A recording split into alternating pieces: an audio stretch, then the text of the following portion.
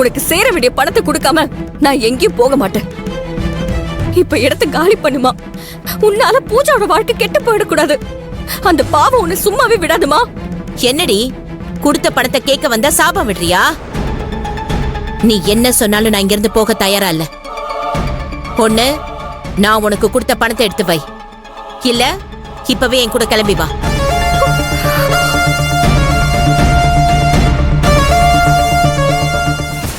அத்தை, நீங்க செய்யறது கொஞ்சம் கூட சரியில்லை. நேத்து வரைக்கும் எதுவும் பேசாம இப்போ திடீர்னு நீங்க வந்து சத்தம் போறது கொஞ்சம் கூட நல்லா இல்லை. பூஜாவை பார்க்க வர்ற மாப்பிள்ளை வீட்டுக்காரவங்க இங்க நடக்கிறத பார்த்தா என்னத்தான் நினைப்பாங்க? வரட்டும், பார்க்கட்டும். இந்த குடும்பத்தோட லட்சணம் அப்பவாது தெரியட்டும். என்ன பார்த்து நேத்து வரைக்கும் பேசாம இன்னைக்கு இப்படி வந்து பேசுறீங்களேன்னு கேக்குறீங்களே, நான் உன்னை கேக்குறேன், அதுக்கு பதில் சொல்றீங்களா? ஏற்கனவே கொடுத்த கடனை அடைக்க முடியாம இருக்கீங்க.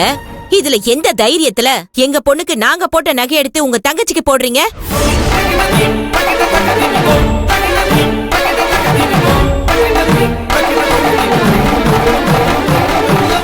இது வெளியே தெரிஞ்சா வெக்க கேடு. இதுல போகாத உங்க குடும்பமானோ இப்ப நான் பேசுறத மாப்பிள்ளை வீட்டுக்காரங்க பாத்துட்டா மட்டும் பறந்து போயிடுமா?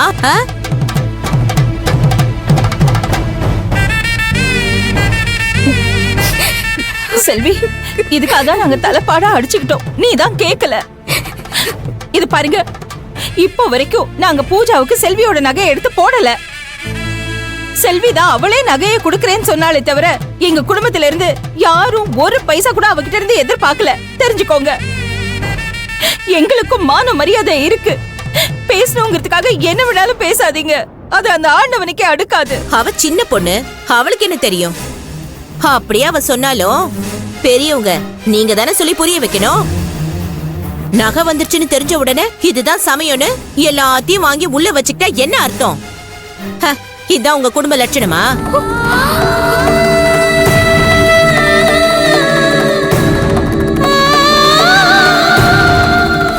இங்க பாருங்க, உங்ககிட்ட வாங்கின பணத்துக்காக தான் இங்க வந்து பிரச்சனை பண்ணிட்டு இருக்கீங்க.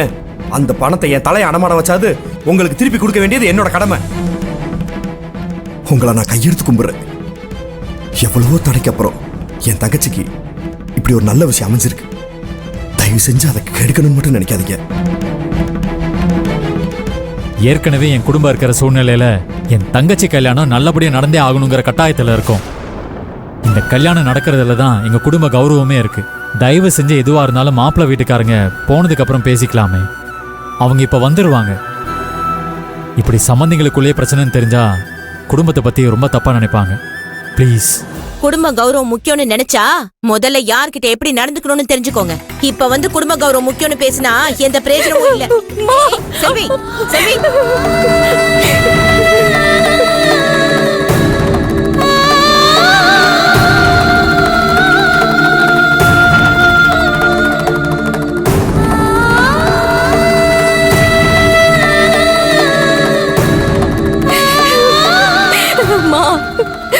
கெஞ்சி கேக்குறேன், தயவு செஞ்சு உன்னோட பொண்ணு எனக்காக எந்த பிரச்சனையும் பண்ணாமங்கிறது போயிடுமா. உங்ககிட்ட நான் இது கடைசியா கேட்டுக்கிறேன். உங்களுக்கு வர வேண்டிய பணத்தை நான் கண்டிப்பா கொடுத்துருவேன். இதுக்கு மேல எனக்கு என்ன சொல்றதுன்னு தெரியல. மா, தயவு செஞ்சு உன்னை வெறுக்க வச்சிடாத. பிளீஸ் மா, இங்க இருந்து போயிடு. செல்வி, செல்வி எந்திரிங்க. செல்வி எந்திரிங்க. என்ன பண்றீங்க? என்ன வேற என்ன பண்ண சொல்றீங்க? இப்ப நான் என்னதான் பண்றது? பெத்த அம்மா கிட்டே இப்படி கெஞ்ச வேண்டிய நிலைமைய அந்த ஆண்டவன் எனக்கு கொடுத்திருக்கான். நான் என்ன பாவம் செஞ்சனோ தெரியல.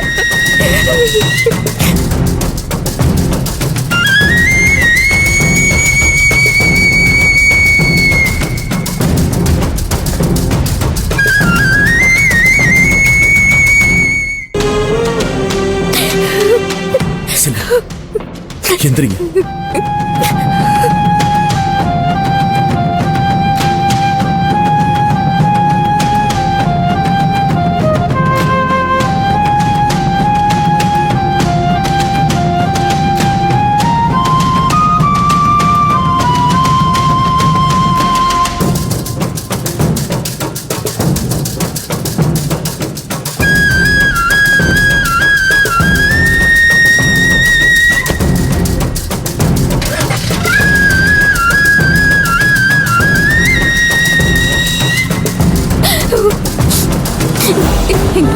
பண்ணதுக்காக நான் உங்க எல்லார்கிட்டயும் சரி, மன்னிப்பு செல்வி. கேட்கிறேன்.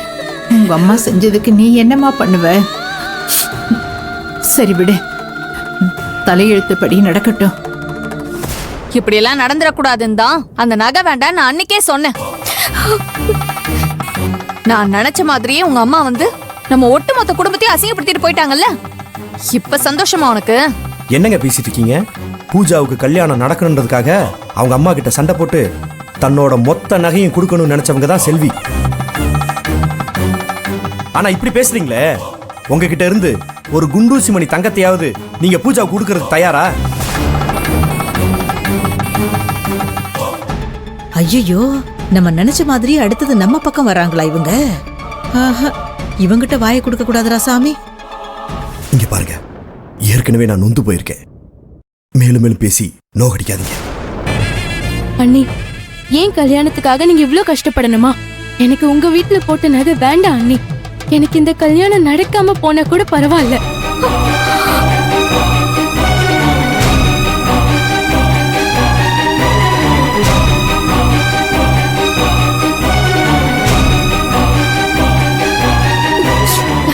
இங்க பாருங்க, நான் மறுபடியும் சொல்றேன், அது என்னோட நகை. அது திருப்பி கேட்கறதுக்கு எங்க அம்மாவுக்கு எந்த ஒரு உரிமையும் இல்ல.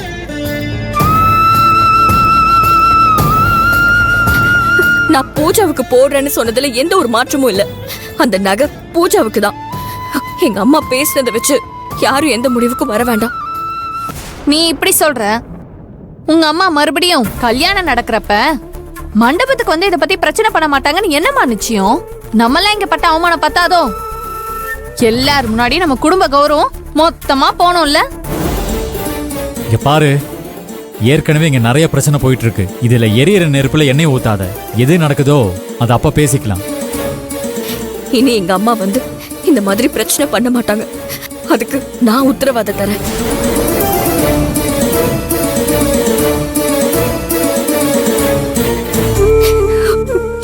அத்தை, எந்த காரணத்துக்காகவும் பூஜோட கல்யாணம் தள்ளி போடக்கூடாது. அதுக்காக தான் நான் இவ்வளவு பாடுபடுறேன். தயவு செஞ்சு புரிஞ்சுக்கோங்க. அம்மாடி செல்வி, நீ எதுக்குமா கண் கலங்குற? இவ்வளவு நடந்ததுக்கு அப்புறமும் நீ பறந்து விட்டு எதிர்த்துக்கிட்டு பூஜையோட கல்யாணத்தை நடத்தணும்னு நினைக்கிற. உன் நல்ல மனசு எங்களுக்கு தெரியாது. நீ அழக்கூடாது. இத பாரு, திரு சொன்ன மாதிரி மத்ததெல்லாம் அப்புறமா பேசிக்கலாம். மாப்பிள்ளை வீட்டுக்காரங்க வந்துட போறாங்க. வாங்க எல்லாரும் போய் உள்ள வேலையை பார்ப்போம். ஆமா, எக்காரணத்தை கொண்டும் பூஜாவுக்கு நடக்க இருக்கிற கல்யாணத்துல எந்த குளறுபடியும் வந்துடக்கூடாது. மாப்பிள்ளை வீட்டுக்காரங்க இங்க இருக்கிற சூழ்நிலையை பார்த்து என்ன பிரச்சனைன்னு கேக்குறதுக்குள்ள எல்லாரும் வீட்டுக்குள்ள போலாம். வாங்க. வா வினோத், வீட்ல நடந்த பிரச்சனையில உன்னை வான்னு கூப்பிட முடியல. பரவாயில்ல. வா உள்ள போலாம்.